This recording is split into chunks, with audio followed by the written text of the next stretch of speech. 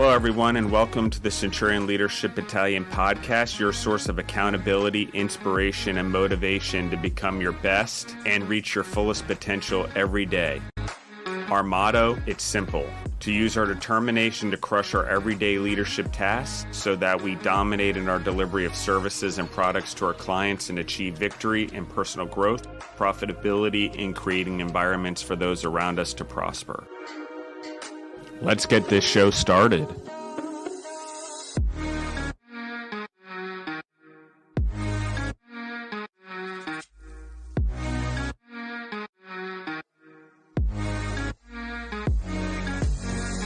Welcome back to the Centurion Leadership Battalion podcast. I'm your host, Alaina, here again with another Q&A episode for you. And before I bring Justin on, I just want to encourage you to leave us a review, leave us a rating, share the podcast with anyone in your life that would benefit from our content and our topics. They don't have to be a business leader or a brand owner. They can just be someone that has these characteristics or is trying to build themselves up, get into some more self-development. We would love to have them join the CLB community. As always, you can follow us over on Instagram and Facebook at Centurion Leadership Battalion.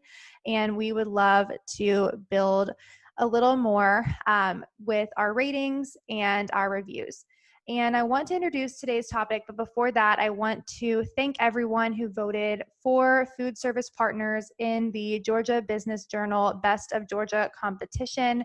It was such a great thing to be a part of, getting to know so many other brands, getting to have a lot of people rally behind us and just boost our business and what we're trying to do outside of the Centurion Leadership Battalion. And that is what led us to our question today. And I'm going to bring Justin on. And Justin, are you with us? I am here. Hello, everyone. Awesome. So for today's question, the question is, how can you lead in manufacturing in these times? I would love for you to dive a little more into that question. I know you have many, many years in the manufacturing space, and we'd love to hear from you. Well, I think the first thing, honestly, is let's identify what the problems that we're having, especially in manufacturing. One is the supply chain screwed up, like really, really, like I would say fucked up, not to curse, but to just use it as the extremity that we're dealing with, the extremeness of how messed up our supply chain is. The second thing in manufacturing that we're seeing is there's no drivers or truck drivers coming into the world to be truck drivers anymore.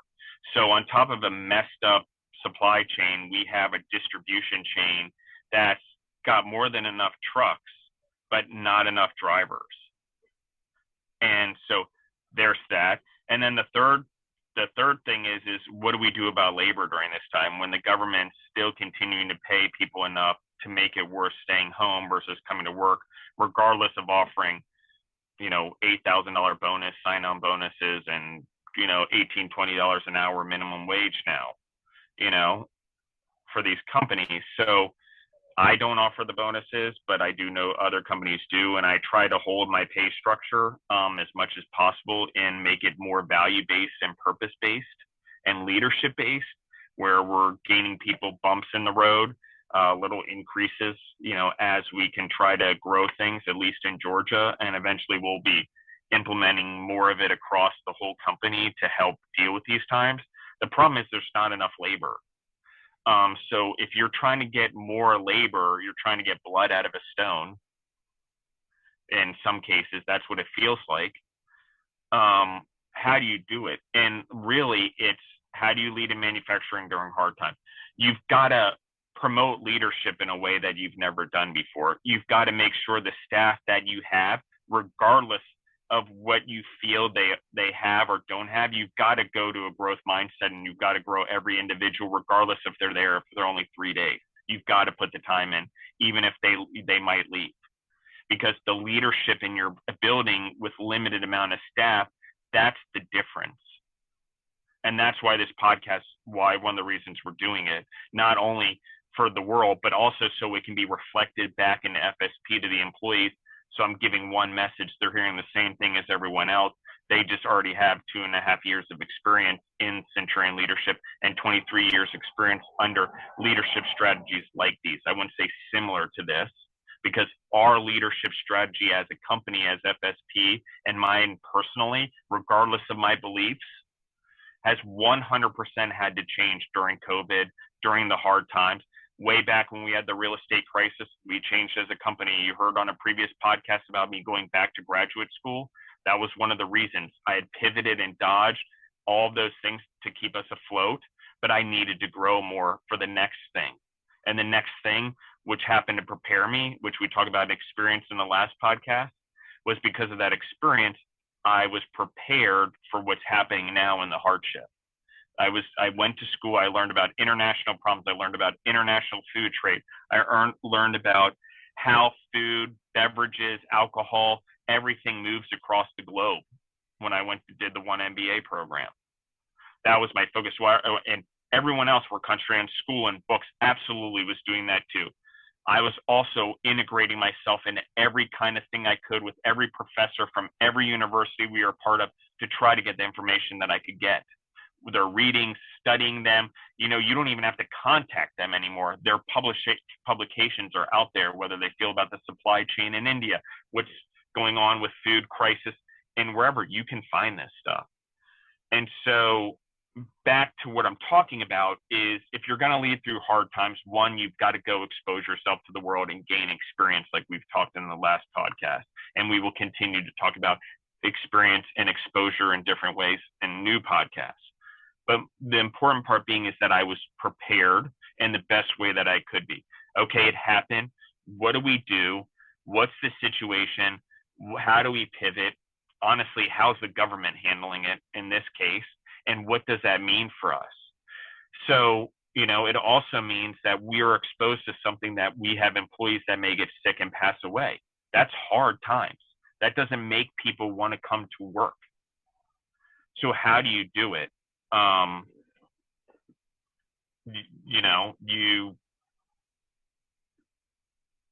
You lead, you encourage leadership, you grow the people that are willing to work. You make it so those people are then attractive back in their communities to attract the people in their communities to work for you. Because the best, honestly, salesman that you have on a regular basis is your employees. Like, that's your best salesperson, period. So if you're in hard times and you're having financial problems, you need to invest in the leaders. And I know everyone's like, turn around and they leave and whatever. I've heard all the excuses and consulting and people in mentoring and advice and whatever. And I'm like, seriously, it does not matter. As long as you're doing the right thing, you're encouraging the leadership and growth, you eventually will end up with a group of leaders. It may take 18 months, very possibly, at least. But you need to develop that leadership. You need to shrink down your teams, and you need to look at more of a pivot and attack. So if you're a straight line manufacturing, how are you going to do with less people? What is that you have to lean out? What is it that you have to be aware of? How can your team do it differently? Like, we really have to look at the way we do things with less people. And it's a weird thing, right? Because in a world where we're worried about automation and losing our jobs and everything else, we're seriously not going to work. And we're dependent on the government to do it, which is a whole funny thing, which we want to talk about leading through hardship, is the government shouldn't be the thing that keeps us afloat. It should be us that keeps us afloat. Like, the government's job is not to be our parent or a babysitter. The government's job is to provide structure in our life so we have boundaries, so we can have freedoms and liberty to succeed, at least in the United States. And so that being said, the people that are willing to work, that do believe that it's in their right to make their own life, that are coming to work because they believe that they should and they can and they need it, they're already a leap ahead. And it's funny because people used to be like, oh, it's not an honor just to show up to work. That doesn't mean shit. It's right. It does not mean shit to show up to work. It doesn't. Like, everyone, if you're going to commit to work, you should show up to work. Fundamentally, absolutely. But the fact in the world today is that it's so hard for people to show up to work because of all the fear mongering and the stuff that's going on. Yes, I don't disagree with the statistics. I'm not going to argue one way or the other, but we have to be realistic about there are people that need to work. There are people that want to work and grow, and we should provide them the opportunities to do it, especially in manufacturing. And we need to do it and be responsible in a safe way. But if they're there and they're already leading by being there, listen to what I'm saying. They're already telling you they're leaders. They're trying to go out and work. Maybe not all of them, maybe some fall off, but they are there. They're telling you. In today's day and age, they have courage. They're willing to lead. They want to go out and do stuff. They need money. And even if they're slow or whatever, I'm telling you, it can change if you have a growth mindset. Stop being fixed. So you want to grow, you want manufacturing to be, it's a tangible thing. You can see the change like that in people's attitudes, in your manufacturing, in your efficiency. Show up with a smile. Be happy. Do more things. Give them a little more time off, or do something like a 3-hour paid, party every month. I don't know what it is, and you'll have to figure it out in your bottom line, but you need to give back in a way that you haven't given before. And that is in a way that's not just giving them a skill inside your business or inside manufacturing. That means that you have to give them a skill that is a life skill. And in my case, and in our company, I use leadership as that life skill. And obviously, while I'm doing the podcast, I believe it's an essential life skill in every aspect of your life. But that's me. That's Food Service Partners. That's my personality echoing out in the podcast and echoing out in all the businesses that I run. Because, all of us are also the brands in our businesses or in our communities or in whatever. We are the brands. We represent, whether we realize it or not, we are the salesperson of our communities, of our business, of whatever. So not only are we doing it as the leader, but if we're expecting our employees to do it, we should probably give them a reason to, which is be proud of who they are, be proud of their purpose in life, and give them a purpose. Let them grow humans also.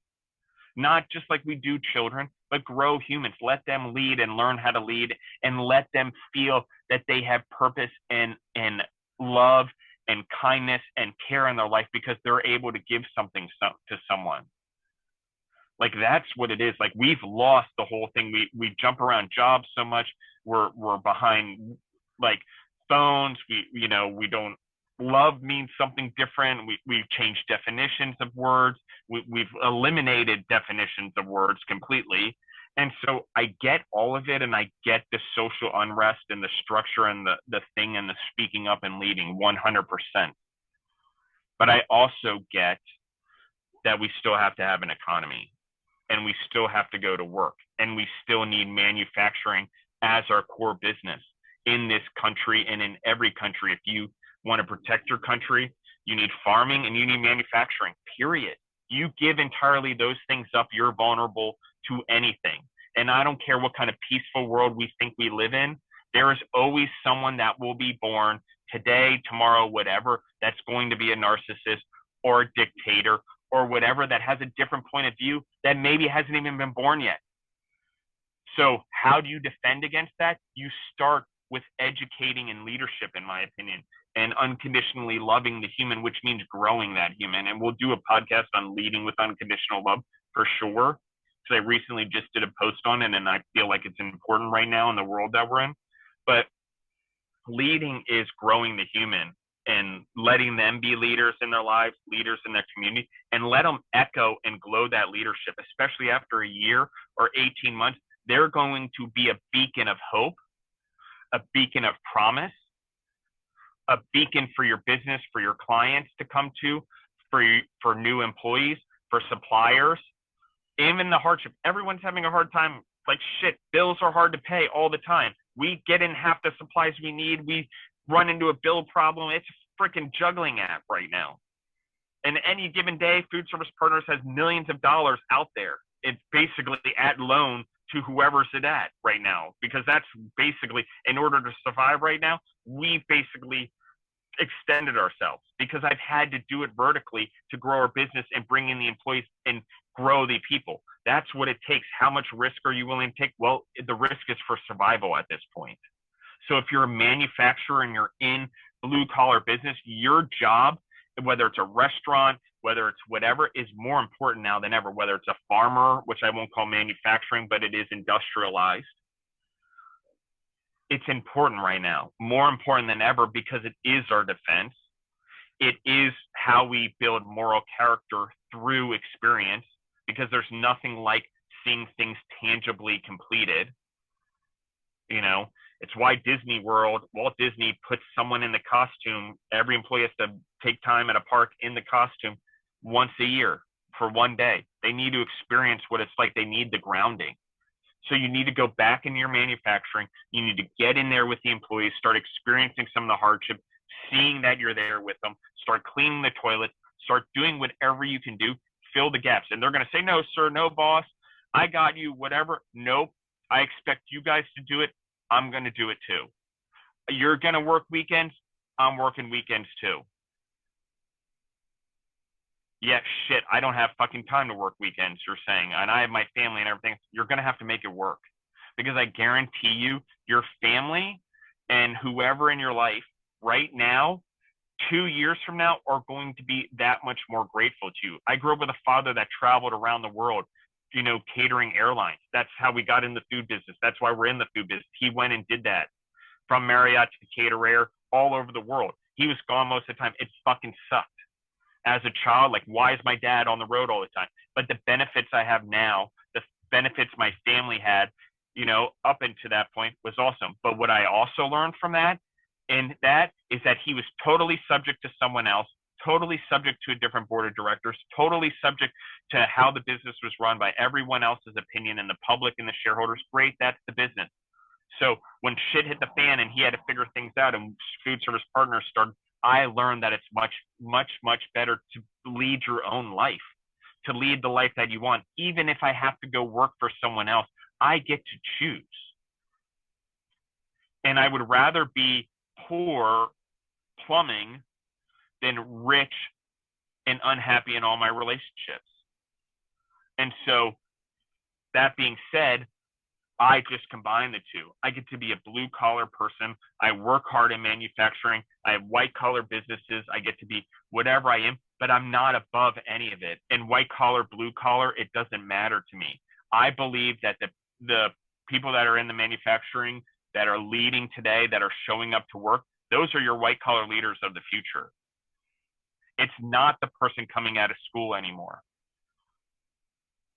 Unless that person from school is willing to get in and start at the bottom in the manufacturing, or that person coming out of school is like Alaina, like we said, that gained that experience for that position while they were in school. That's what's needed. And we put people in positions and we're paying them way too much money, and we're not even being competitive on an international market at all, white collar, blue collar, whatever. We've thrown it to the wind what it actually means to be competitive. So we're throwing more money at something with less people, and we've provided them less skills for the world by reducing the education systems, reducing the economy in the world, and reducing our access to growth. So you as the manufacturer, you as the entrepreneur or whatever, and you now can apply this to any business or any community, I'll give it to you all, is that if you're not growing, no one else is. And if you're expecting your teachers to do it in your schools, no offense to all the teachers, but I'm pretty sure that we're not growing humans in the way that we should. And so when we treat it as a job and everyone goes to work, fuck that. Right? What the hell is the point of it? Why are we doing this? What is our purpose? No wonder we're a bunch of groupless, mindless zombies, and our education system makes us that way. No offense, we're meant to push numbers. And like Alaina said before in another podcast, our education systems do better when they're interactive and we gain experience in it. I was fortunate. I went to a school that we still did mechanical stuff. We still did electric. We still did plumbing. We still did stuff like that. We still did architecture for your own home and had to design things so you could be a decent, well-rounded man, because it was all boys school. But I did do that. And I was fortunate. But I recommend that everyone gains that same fortune, because a person without well-roundedness is not interesting. So they're not going to be appealing.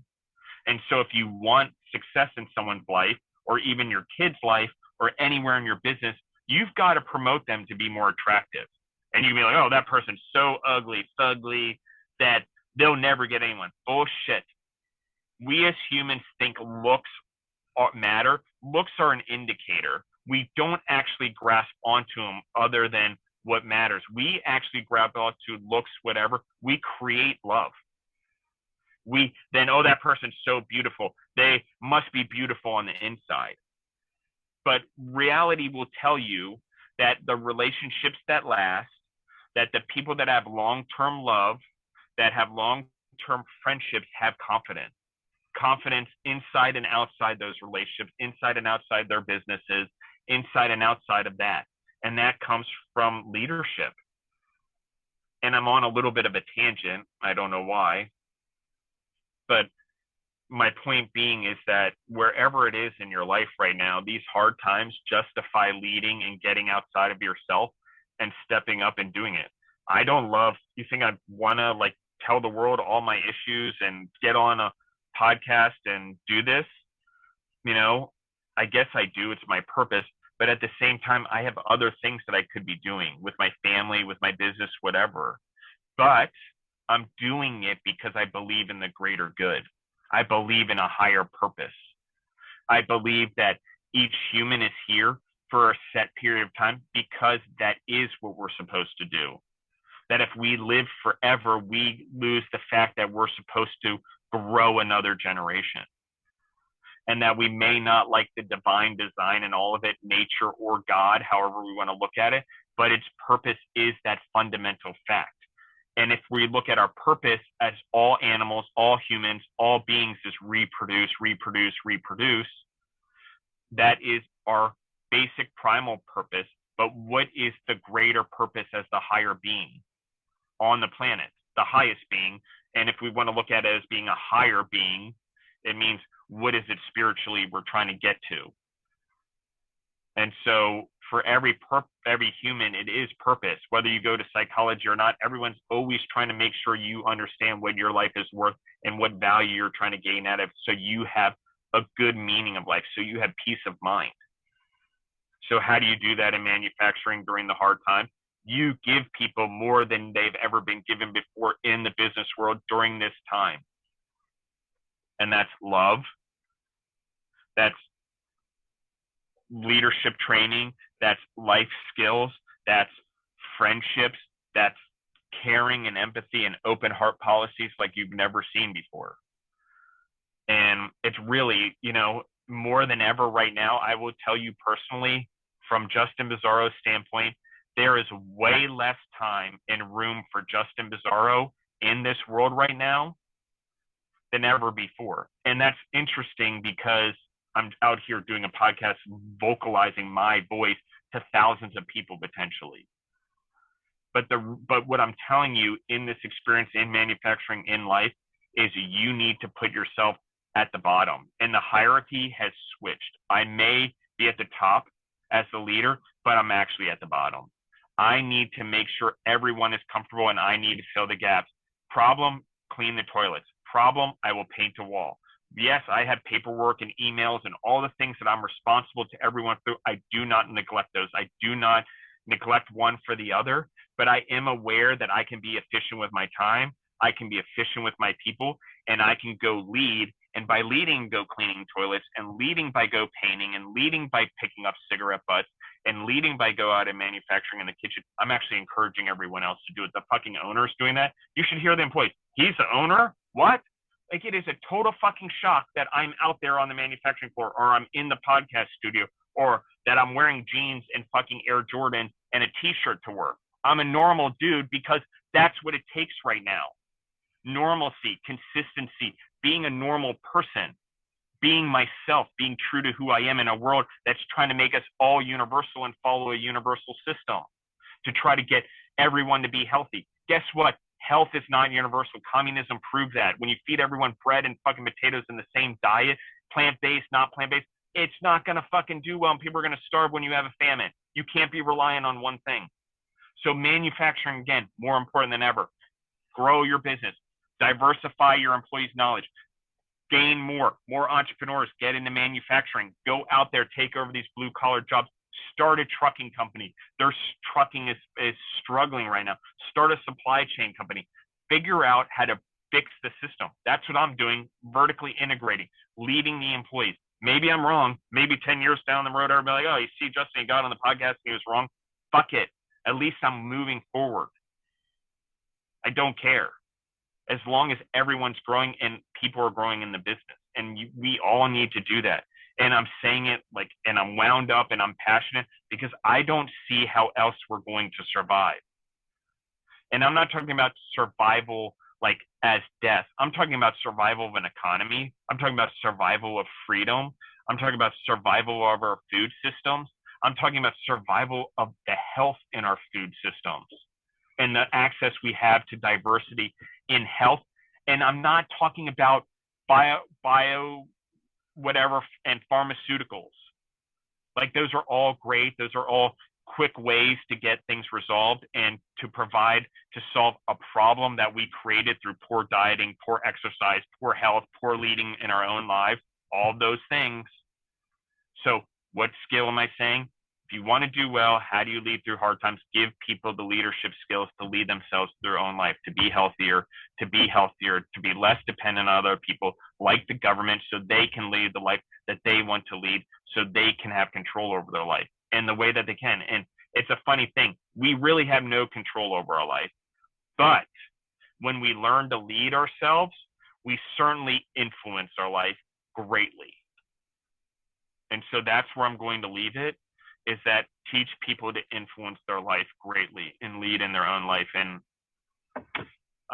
Alaina, I don't know if you have more to add or stuff like that. And I know this was a topic that was more oriented towards my knowledge and manufacturing and what I'm going through, but I just hope the audience gets a lot out of this. As a leader and as an entrepreneur, I believe it's your duty. I don't care whether it's religious or not. For me, it's a little bit spiritual and walking in the light of God, but I don't know what it is for everyone else. But I can tell you, everywhere I've been in the world, ultimately, if you look down to the basis of all things spiritually, it is the growth of the human.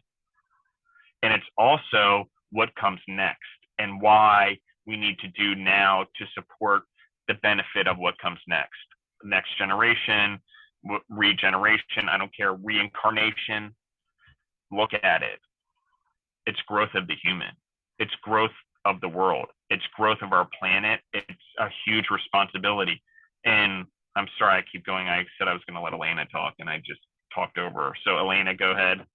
No problem. I appreciate you sharing all of that. I think it'll be really helpful for those that work in that space and can really learn just from the success that you have had. I think everything that you shared was very valuable. And as always, you can follow Justin on his personal Instagram. Justin, I believe it's just Justin Bizzarro on Instagram. Is that correct? Yep. Just Justin.Bizzarro. Oh, no, it's just Justin Bizzarro. Sorry. No problem. Yeah, we can link that too for everyone. And he also is pretty active on our CLB Instagram, so you can always connect with him there. But he has lots of wisdom that he shares there in addition to what we share over on our Instagram. So I'm sure he would love to have you join him there. But we appreciate everything you shared, Justin, and we appreciate you guys all for being a part of what we're doing and listening in. And we will be back with you next week. Awesome. Thank you, Alaina. And I appreciate everyone. I hope you got a lot out of this podcast. And please share it, like Alaina said, and please give us reviews. Please subscribe and follow and turn on the automatic downloads. Our numbers are growing, but obviously if you're getting anything out of it, we're doing it for free. So we just ask that, you pay the dues, which is share if you like it, write a review, and, spread the love, because I think you'll become a better leader if you share leadership. At least I've found that true myself. The more I share leadership like this podcast, the better leader I'm becoming. So thank you, everyone. All right, everyone, have a great rest of your day.